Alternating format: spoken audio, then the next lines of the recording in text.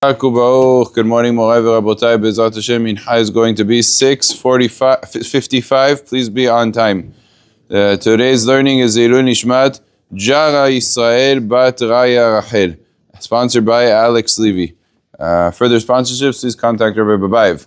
When it comes to the melacha of k'tiva, of writing, one of the important conditions for it to be a Torah violations, it has to be b'davar hamitkayem al davar hamitkayem, which means it has to be written with an ink that is permanent on something that's permanent.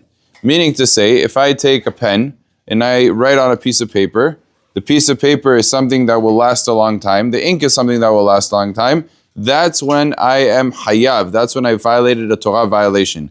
But let's say I take a different material, let's say I take wine, and I put a little bit on my finger and I write on a piece of paper, or I make a letter on the table. So in those cases, you cannot say the person is hayav mi deoraita, he's not violating a Torah violation because it's not permanent.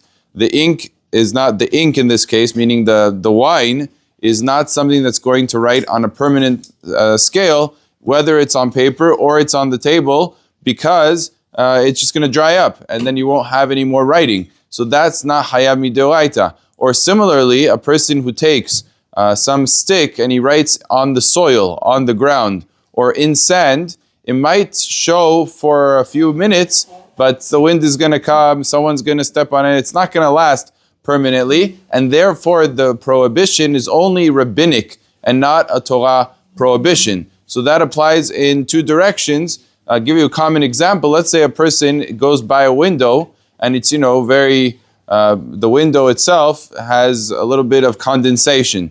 So there's like a liquid layer, and he goes and he takes his finger and he starts writing his initials.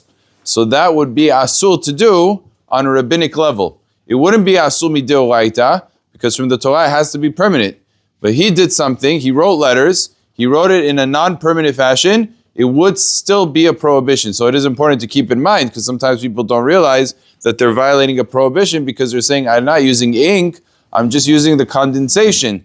That's also going to be a problem on a rabbinic level. What is permitted is to kind of just take your hand and go make a line.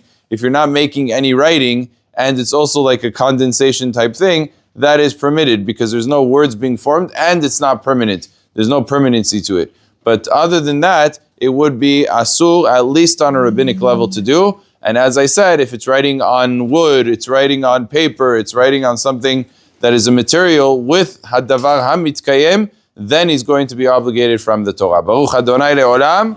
Amen ve'amen.